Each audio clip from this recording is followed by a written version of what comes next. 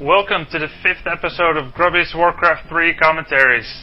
You can find the previous 4 episodes at youtube.com/Steelseries. This VOD is made possible to you by Steelseries. I'm Grubby, and I'm providing you with a succulent, finger-licking good WarCraft 3 game of my career. I'm so happy you guys could join me as we dissect this next game. Individual competitions are at the forefront of esports, but I seldom had more reason to score than when I was playing for my team. In WC3L, the most legendary of all clan leagues in Warcraft 3, I met LucifroN, Spanish boy wonder, in this game here on Echo Isles. Now, let's get crack-a-lacking. I was playing for the team MYM in this clan war against Engis. You will be able to see some game chat here later by the people that are supporting both players. You can even see Shagrath was observing this game. He's now editor-in-chief for followgrubby.com, so pretty fun to see him there. Goes way back. Let's get to the game. So we're starting both with a Blade Master Grunts opening, scouting at the same time. And this is always a little bit funny. Do you go over or below the marketplace? This will tell you whether you'll meet the enemy peon, and if you don't meet each other, you could always be wondering, did he in fact scout or not? But we did a little high five there behind the forest, and continue to each other's base.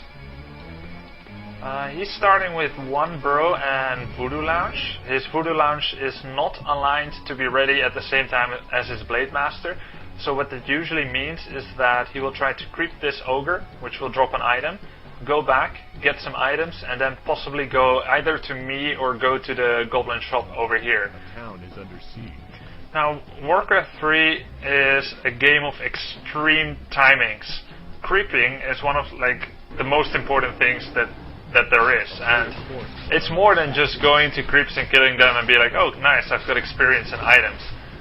You want to make sure that it all makes sense, like the timings of your creeping, and you should know by the second when you creep this and that, and then go here to your own base, and then go to the goblin shop, exactly where your opponent is likely to be. Now, in fact, he is going for a burrow after he had got the Voodoo Lounge, even though his Voodoo Lounge is ready for a while already, so he didn't do quite what I said he would. And actually, this is not an efficient opening, because he doesn't get that second grunt now, so there's really no reason for him to make that Voodoo Lounge so fast. However, I do have my second grunt now. As you can see, I'm not behind in getting items really, maybe just a few seconds, but I have the second grunt. And I'm getting 2 heal salves and going down here. He still has a peon here, which I'm trying to kill. 25 bonus experience points. Make sure not to get the last hit with the burrow. Maybe I'll block him a bit there. Yeah, okay, get that kill. He went to the goblin shop. That means I have to give him a little bit of free reign now. He has the Circuit of Nobility and the Dust of Appearance. That means that he will be able to see me when I'm invisible, and me not vice versa. So the end result of an encounter between our two heroes can never be the death of his Blade Master if he does everything alright. It could, however, mean the death of me. Especially if he gets boots of speed now, then I should make sure to stay mostly on my own side of the map, because he would be able to chase down a lot of things. In the meantime, I got this creep camp, and I only used 2 heal salves so far, so that's pretty efficient. The reason I'm windwalking now already and not just going to the shop is because if he has boots and dust, and I get here without windwalk and 200 life, he could potentially chase me down and kill me, so just choosing to be safe here. In the meantime, I got my 3rd grunt, and making 4th, and my burrow is just on time. Whereas he's at 25 foot because he lost the peon, and he doesn't have the 4th grunt yet. So he's creeping over here. I'm taking the bait of this grunt, but without boots of speed it will take me quite a while. Luckily, he turns around and he finished his camp here, wisely sends his other grunt home already, so most likely I won't find it. Get that grunt kill, it's good, but he gets to level 3 probably before me. So, keeping my grunts high hit points. And we have a little meat here. Now, he has Sentry Ward, which is placed over here, and he's got Boots of Speed, so this is rather risky for me. I thought I'll be able to do quite fine since the creep was initially attacking him, but he now turned it around and now the creep's attacking me. I'm running away and I don't know that he has a Sentry here, a Sentry Ward. So it gets really risky. I nearly died, windwalk just in time, but he has another sentry ward, so if he plays down, he could potentially kill me. My grunts are creeping over here. If I get the tome, it will be pretty good, but he kills me before, and that's... obviously his teammates think that's nice, but it's pretty horrible for me. He's also gonna net himself another grunt kill. Now, at this point, I have to kind of enter crisis management. It changes everything when you lose your hero that early. Level 2 Blade Master is bad. If you lose level 3, it's really, really bad. And then you have to decide, am I gonna let him just have free reign for the map the next minute or two, or am I gonna rebuy? Rebuying is very expensive, but at least I still had one heal solve, so I can go creep here. And I was thinking of creeping here, like being risky to potentially get like a reward, quickly creeping and then able to get back into the game, but even that was too risky for me. I didn't feel like if I don't get this, I'm gonna lose the game kind of mentality yet, if you know what I mean. So I was still like, nah, I'm gonna get boots and dust first. He's scouting with level 3 Blade Master. Always nice to get 2 clarities on the Blade Master when you get to your own base. That means you'll be able to do a lot of windwalks. And I did cancel his clarity and solve there, so a nice little poke back at him. Spirit Lodge cancelled, and he has one, so that means I have to be even more conservative than before. I won't be able to be aggressive anytime in the next 2 or 3 minutes, so he can safely creep his Shadowhunter, and as a result, I'm rather surprised that he is creeping just such a small camp. There's also no real synergy in the creep camp that he's doing here, because this camp over here is mostly done, and this camp over here is mostly done, so I don't think this is a smart route. Now he has to walk all the way back here to either one of these camps, and furthermore, with this level 3 Blade Master, he has so much vision over what I'm doing that he knows I'm not really poking at him.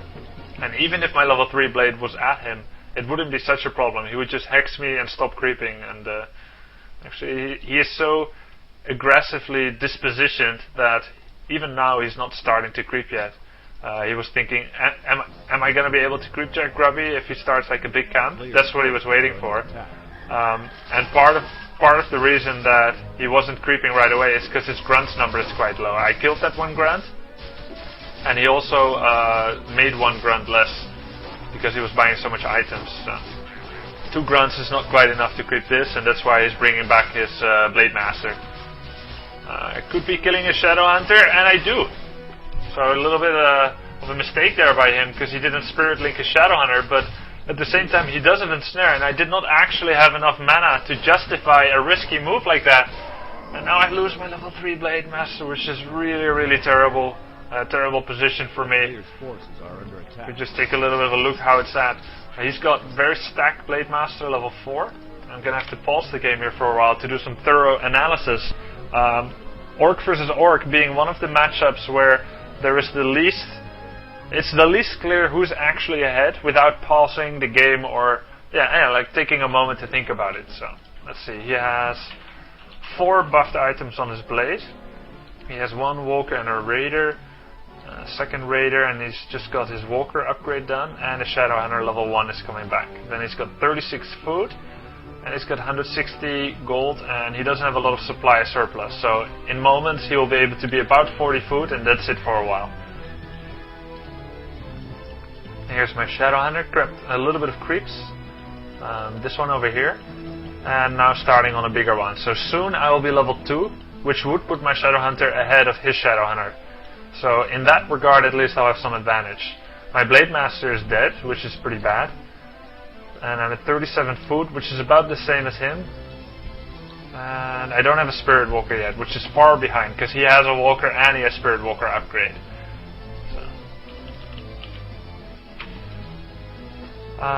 So I am behind, except on the Shadowhunter department. Only my Shadowhunter is higher level. For the rest, I am far behind. So he probably knows that, and maybe he will be wanting to do some contain. And Noff also reached the same conclusion as I, is that LucifroN was quite ahead. We see LucifroN bringing peons now. It's quite a funny development. Back in the old days, peons were not really used that much in fights yet, but when people started realizing, obviously the pros started doing it first, that Spirit Link helps so much when you've got your peons there. And even the peon damage on raiders is not that bad, because they could do normal attack damage that's 50% extra damage on raiders. It wasn't that bad, so bringing them in fights can be quite useful, especially if you're going for like a timing attack. He's doing trying to kill my grunt here, and he does not get it yet. I do a hex there and some ensnares. Now it's getting a little bit risky for him. His spirit link is gone, so he can't keep doing this forever. And then now he indeed goes back. He gets a nice item here, greater heal, and he has heal scroll. So now he's got level 2.5 shadow. I'm 2.3, and my blade is still dead. So I am horribly behind. And the only saving grace is that he forgot his 4th burrow, so he would nearly be able to be like 50 food now, if it wasn't for the fact that he forgot that. And here's a funny situation. He could kill that, but yeah, well, actually he did have enough mana, so killed that grunt. Now he's getting clarity, maybe mana. Still at 40 food, so one thing about Orc Mirror is you can be ahead, but there are situations whereby the attacker keeps losing. And that's usually when the armies are quite small, because the smaller the armies are, the bigger role the Voodoo Lounge plays. Like instant reinforcement of items, like heal pot, mana pot, even speed scroll. It's relatively more important the smaller the armies are, and it makes sense, right? So a 40 food army is not exactly something you can use to punish your opponent and finish the game definitively. And he keeps buying claws of attack, so he keeps his money low. Still not enough money to go even near to 50. And funnily enough, even though I suffered immense losses, level 3 Blade Master and the level 2 Tavern rebuy on the Blade Master, I'm 45 food, which is just a few seconds ahead of him in food. Now he's 45, but I was it before. And he still hasn't got that level 3 shadow, so follow-up slightly lacking here by LucifroN. And I'm playing exceedingly safe, camping a lot near my Voodoo Lounge, basically taking whatever risks I can take. And ever since those 2 dramatic Blade Master losses, I've not been doing anything stupid. So it just goes to show how you shouldn't be too, melodramatic, so to speak, after losing this or that, and keep thinking, what is my best chance to win? Probably applies to a lot of games, not just WarCraft 3. I'm going back here, again back to the base, like, okay, in a normal game I would have probably gone here, creep discount, but I am on the back foot, so in case he attacks I want to be at home. I'm scouting with Blade. Got a heal scroll. He's now level 3 shadow with very nice items, and level 4 blade. No war mill yet. Oh yeah, there's his war mill. He dusted me. It's kind of risky for me. I don't have invulnerability. I run away. Nearly lost my blade for a 3rd time. It's a game like this where I would go into practice and say, okay, I'm playing too risky with my Blade Master these days. This move too, very risky. It's funny though, because there are games where I say, okay, I've got to start playing less risky with my blade, but it's not always, it's not always the same thought. Sometimes I'm like, I've got to play more daringly with my Blade Master. Like, it's no black and white, like, you should definitely play risky with your blade. There's always a balance between greed and risk. And some things definitely pay off. Like, I could have perhaps killed the Shadow and got away in a slightly different situations, but it takes thousands of games to recognize really how greedy can I be. And of course, it's easy to isolate one mistake and say, okay, that was definitely wrong. But when you put the whole game together, there's a million decisions you're making, and in the end, some greedy decisions will never get punished, and then you'll think, oh, that was smart. So at this point, I feel I cannot handle him in a direct battle. I've had too many setbacks, and if you can't be strong, you've got to be smart. I've already researched pillage, and only now that he realizes I'm going for a base trade is he getting pillage, and that's after the fact. That's good for me. So even when you're fighting a base, basically an enemy that does not attack back, you still want to be smart about how you focus. Raiders on buildings and walkers on burrows. Walkers do double damage, 200% on burrows, and raiders want to definitely be attacking the biggest building there is. The more money a building costed, the more it will give you in pillage amounts. Just to give you an example, a raider will pillage exactly 50% of the resources that someone spent on building that building. If he's the only one attacking it. So.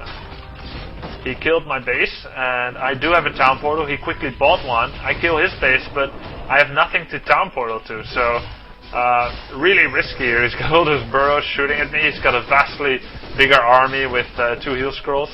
And even now I'm still just focusing on killing burrows. Now I speed scroll away, and it's going to get a bit risky. Shadowhunter momentarily surrounded. Not quite. He ensnares, and he tries to get the surround, but doesn't quite get it, and thus I run away. And even now I'm thinking ahead, knowing that this game will deteriorate into a war of attrition as well as a base trade war, so I'm ensnaring and killing as much raiders as possible, because if I'm the only one who has raiders, I'm going to have the micro advantage on my side. Man, I love these kind of games. I mean, I'm just so much, I'm so much more comfortable, it seems, than a lot of players in making the right decisions in such games, which is why often when I was losing, that I decide to instead attack the enemy base. It's something they usually don't expect, and even when they do, they didn't deal with it as well as they could have, or maybe as I would. So just taking them to where I'm comfortable, and that's something you can probably learn from. Is if someone is better at you than something, or things went better in his favor thus far, take them to a zone where you're comfortable with. And you see all the money I got from pillage, making a great hole here, and another great hole in my main base. So I've got great holes pretty much all over the map. Small army, so I've got to play cat and mouse, and he decides to send his peons I don't know where. His forces are under attack. Now he's killing my peons. Not making any peons here yet. You've always got to wonder a bit, is it worth it to make a peon here? Is he going to be able to make those 8, 9 trips to the gold mine to earn himself back?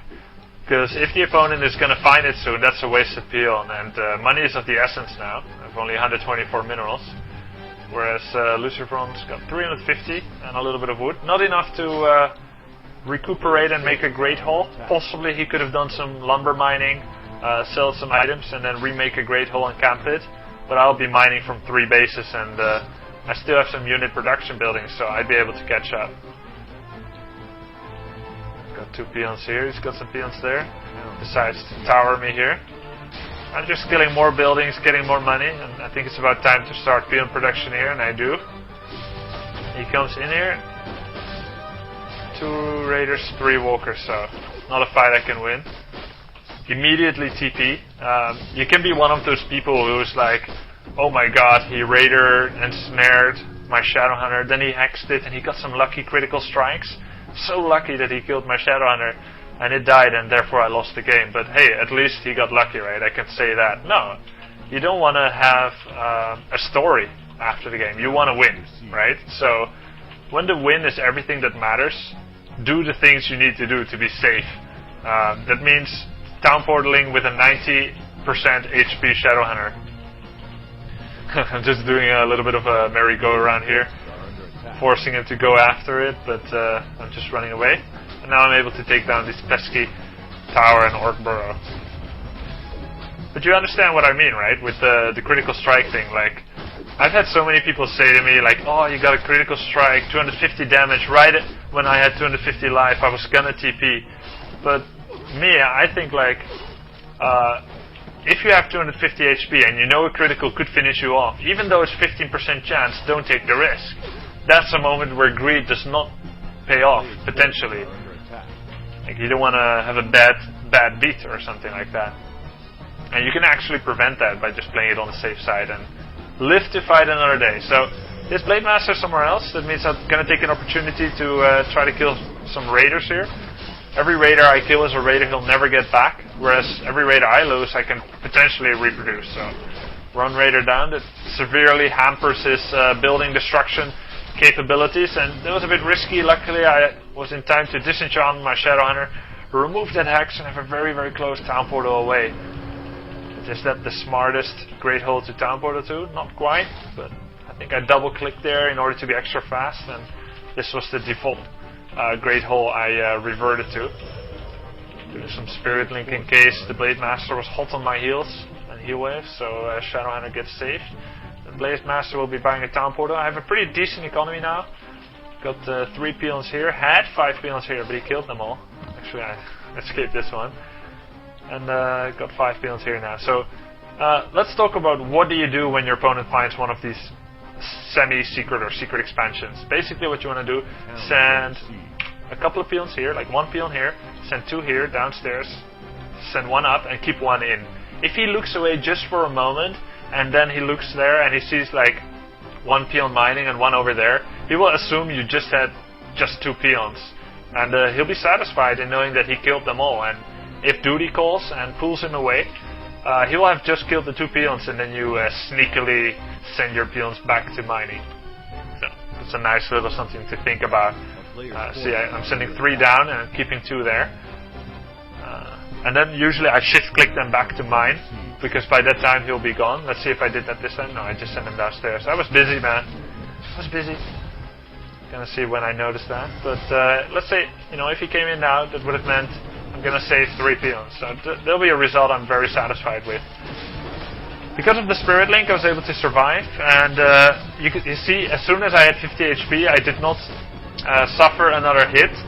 If it was like a regular hit, I would have survived, but a critical would have killed me. So I'm glad to see that I calculated the hex timing. I see Nick, although he was complaining sometimes, he agrees it was rather efficient. There was not a potential kill. This is definitely a potential Shadowhunter kill. However, he does not have Windwalk, so my Raider would definitely be able to keep him away. He wants that Shadowhunter very badly. I have a heal wave on me though, so there I go. Just gotta wait for more mana. I'm happily mining over here. So I'm getting a lot of minerals. Gold, I should say. And uses invulnerability there, because it could have been a surround on his blade. I'm trying to kill a Shadow, but he is super stacked. Now, I know when I click his Shadowhunter, I'm not going to be able to kill him, but he did just use a heal scroll, and he might be forced to use his greater healing potion soon. And he did actually use mana and greater heal, so you want to make him use that once upon a time, right? An insanely stacked or defended hero doesn't mean you should never try to focus it. Like, yeah, it could look stupid. You focus all the energy on killing that hero and you don't get it. But consider this: the opponent might not even have wanted to kill that hero, but just make sure he uses those items so that later on you have a better chance of killing. It makes sense, but I like to say it anyway, just in case you hadn't thought about it. And now I've got a lot of trust fund build up. I've got like 500 gold, buying lots of items from this marketplace over here. Potion of Invulnerability, Sentry Ward useful, and Wand of Mana Stealing, so I can get the edge over him. At this point I'm mining everywhere, and he just does not have the capability of killing my peons everywhere, so you just gotta hope for a lucky hero kill here. And if I was him, that's what I would be wanting to try. Possibly kill heroes, then kill the altar, and possibly control the tavern so the heroes could never come back. And that would be a condition whereby he would still have a chance to win. Now, WarCraft 3 is a game of comebacks. Even if you're ahead, you don't think you're winning, ever. That's the most fatal thing to think, like, oh, I'm winning. You want to not think that you're winning until your opponent says GG. I'm stealing some mana from his Spirit Walker. More because I needed it than that I wanted to deny. Ideally, you want to use that, of course, on your opponent's heroes, but I needed the energy to get some mana for Eating Wave.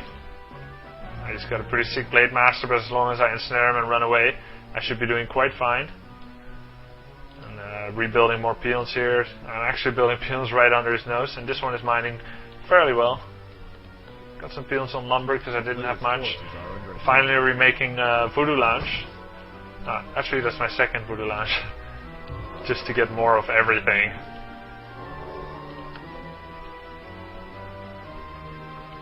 And in the meantime, his buildings dwindled down to just 3 buildings. I've got a bunch of raiders going for it. He just killed out one. And now I'm all healed up, and this means I'm ready to finish the game soon. I've got sentries over here, you can see my vision. I know he's going downstairs, so there I head on up. He's trying to kill this expand, so I'm sending my peons away again, so there really won't be much to get for him. Was it kind of a trick? Okay, he wanted to kill peons and come back. Now Shadowrun is coming to defend. I've got 3 raiders by now. Still got that one Spirit Walker that I saved for such a long time. And now it's time to try and kill his Shadowhunter with some Ensnare, Disenchants on his Shadowhunter, and Surround. Hex and Focus Fire. Takes a while because he still got Spirit Link, but eventually I should be able to get it. There we go, he's got nothing left to save himself. My Blade Master nearly dying. Should give him a Potion of Invulnerability. Didn't quite manage to switch yet because I'm completely full. I don't like having that many buff items on Blade because it's hard to give him stuff, like you saw now. But in the end I got my stuff together and able to put Invul on him, and his Shadowhunter is dead now, and his Blade Master should follow soon. So it was a pretty insane comeback game. You wouldn't expect someone to win who lost his Blade Master twice in the early game to nearly no avail. But that's the way you can come back in the game, and why not, if possible. So thanks to you for watching this. I hope you enjoyed it as much as I did, both in when I played it and when I rewatched it now. Of course, you can make me happy by sharing this video with your friends. The more people that see it, the warmer a feeling I will get in my little orc heart. You can follow me on followgrubby.com, and I will see you until the next episode. Bye bye!